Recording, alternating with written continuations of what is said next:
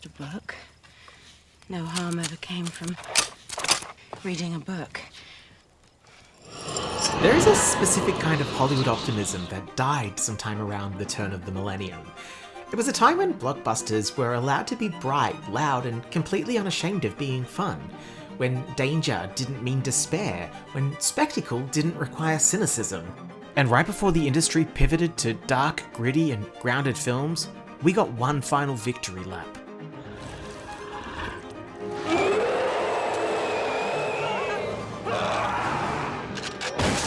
The Mummy is, unapologetically, my favourite film. Not because it was groundbreaking, but because of what it represents. At this point, I know, saying you love this movie isn't exactly a hot take. There are dozens of video essays explaining why it's a masterpiece, and they're all correct. They all talk about the casting, the tone, the lightning in a bottle energy, and all of that is true.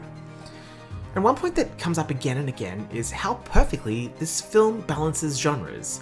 Action, comedy, adventure, horror, romance, tragedy, a period piece set in the 1920s about ancient history and curses and guns and... Wait, what was my point? Right, genre balance. But framing The Mummy simply as a genre blend actually undersells what's happening here. Not because it invented something new, but because it represents the culmination of a century of cinema. And it arrived at an important crossroads in film history. One foot planted firmly in the practical craftsmanship of the past, and the other stepping directly into the digital future. It's a love letter, a greatest hits album, a total synthesis of the first century of cinema, and a primer for everything that would come after it. It stands as a monument to the sheer audacity of the medium itself, a testament to the miraculous, inexplicable fact that we figured out how to tame light and time to tell stories. A victory lap for the entire human experiment of dreaming with our eyes open. Okay, maybe I'm being a little hyperbolic, but that's because this movie just means so much to me personally. So with that said, let's make something cool. I want to use the tools this movie inspired me to learn to pay tribute to it. If I asked you to picture the visual effects of The Mummy, you'd probably go straight to, well, The Mummy. And no, not Arnold Vosloo in a loincloth, but rather the rotting corpse version before he sucks all those guys dry. Yeah? But recreating that character would be a logistical nightmare. What ILM achieved in 1999 was totally unprecedented. They built a fully anatomical digital creature, simulating muscles sliding over bones, layers of decomposed skin and ligaments, all layered so you could see the structure move underneath the rot. It was nothing short of a technical marvel, and I simply don't have the time or resources to build something like that from scratch. But the film has another signature visual: the sand. That massive screaming sandstorm in the third act with the mummy's face tearing itself out of the storm was a huge leap forward for particle simulations. So instead of trying to recreate the mummy directly, my plan is to kind of fuse those two ideas. I'm gonna use motion capture to drive a character, but instead of flesh and bones, he becomes something else entirely. A sand titan, rising out of the dunes, chasing a tiny filmmaker across the desert.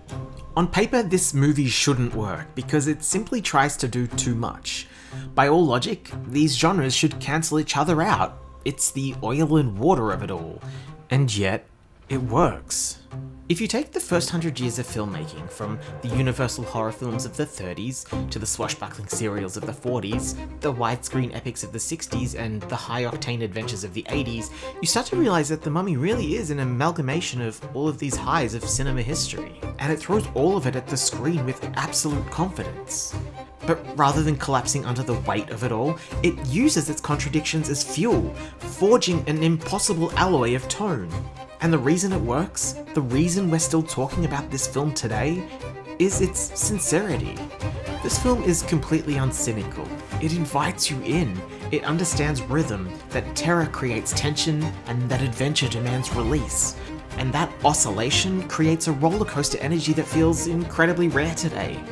Looking back, you realize that The Mummy was one of the last times a summer blockbuster was allowed to be this unashamedly fun. Shortly after this, the industry just kind of drifted. Heroes became brooding, spectacle became heavy, and we traded golden hour adventure for blue filter cynicism. This movie stands as an unintentional send-off, a time capsule of Hollywood optimism, right before that tone shifted. Okay, so before I can start simulating sand or anything volumetric, let's do some motion capture. At its core, motion capture is just the process of recording a human actor and using that data to drive a digital character. Historically, that required massive budgets and dedicated stages. Later, consumer-grade suits made this tech more accessible. And more recently, machine learning has removed the hardware barrier entirely. For this project, I'm using QuickMagic AI. It's a browser-based, markerless motion capture tool. No suit, no sensors, just video. I record myself moving around in my living room, upload the footage, and it extracts clean skeletal motion data, depth, joint rotation, completely stripping away the environment. What matters here isn't just convenience. It lets me iterate instantly. I can change performances, test ideas, fail faster, without having to spend hours or days cleaning keyframes every time I change my mind. And that freedom is everything. And if you're interested in checking out QuickMagic AI, it's actually free to try, so I'll leave a link in the description. Well, I think the thing that we've really tried to strive for as we've been working on this film is to take the things that we already know how to do and push those things forward, and put things on the screen that are more complicated, more sophisticated, and more interesting than what we've seen before. 1999 wasn't just a good year for visual effects. It was a singularity. You had The Phantom Menace proving entire digital worlds were possible. Meanwhile, The Matrix was using bullet time to break the laws of physics. The digital wave was finally crashing over Hollywood like a tsunami, and The Mummy found itself there at the precipice of the practical era and the dawn of that new digital era. But the real story here is the ingenuity born from its limitations. In 1999, the digital tools we take for granted today barely existed. ILM had to take the nascent technology of the day and force it to do things it wasn't designed for. That willingness to push primitive tools to their breaking point didn't just make the movie possible, it set a new bar for the industry. And that's especially true for the titular monster itself. They built him from the inside out. A fully layered anatomical simulation. And the same can be said for the film's second most supporting effects, the digital sand. At that time, true volumetric fluid simulations didn't really exist. They had to fake volume using massive particle simulations. To create that iconic face in the sandstorm, they mapped particles to an animated depth pass of a 3D face. They had to brute force a living sandstorm with code and ingenuity and traditional particle systems. And all of these tricks culminate in a climactic fight that pays homage to Ray Harryhausen, the grandfather of modern visual effects. Harryhausen's stop-motion work defined the second half of the 20th century of cinema special effects. And that final fight in the movie between Rick O'Connell and the warrior mummies is a direct love letter to Harryhausen's skeleton warriors in Jason and the Argonauts.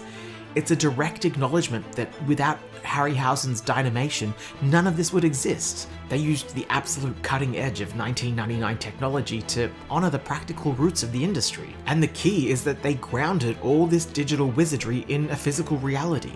They didn't just model on a screen, they built detailed practical maquettes, physically sculpting and painting the creature first to understand exactly how it should be layered and textured, how light should hit the decaying skin and interact with its different layers.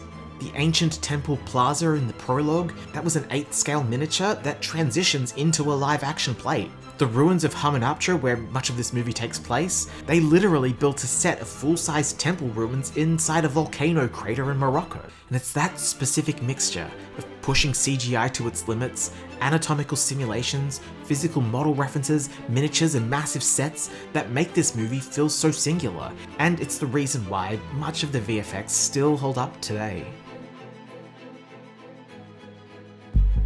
So, because we want our sand titan to rise up out of the landscape into its final form, what I'm thinking we need to do is separate it into two separate sequences that can be seamlessly stitched together.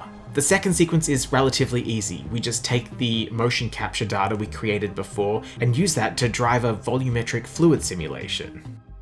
To create the character formation, though, What we'll need to do is pick a moment from our mocap where we want it to transition and work backwards. We do another fluid simulation here too, but in this one we'll have it scatter and fall. Then we can reverse it and get the effect of the monster coming to life. Now, one last thing I want to do is wrap our monster up in bandages for a classic mummy silhouette. From our T-pose, we set up a whole bunch of flat, long planes twisted and contorted around our mannequin's base body. Then we can trigger a cloth sim, tightening everything naturally into place. From here, we can animate to our start position, which, like our volumetric fluid sim, this is the moment just after he's formed. And again, we create one simulation for everything after this moment, and then another for everything before. Then we'll do a few other sims, like a particle sim for a layer of more solid pieces, and then a few more fluid sims to kind of anchor everything with the environment. Once I bring everything together, I'm gonna render it overnight, and we'll see how it looks in the morning. I mean, you do want to have a challenge, that's for sure. I mean, that's what keeps it interesting, you know, always trying to make it better and better.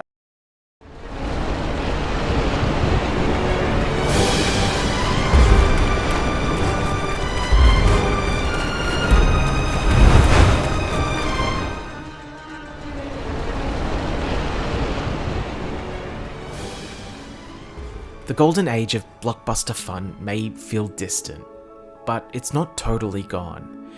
Every now and then, we glimpse films that dare to surprise and delight us. A reminder that that kind of Hollywood optimism is still possible. In a world that often feels dark and uncertain, maybe the new Brendan Fraser, Rachel Weisz Mummy sequel slated to be in the works is a spark of hope, not just for a return to fun adventure films, but the herald of a better, brighter world.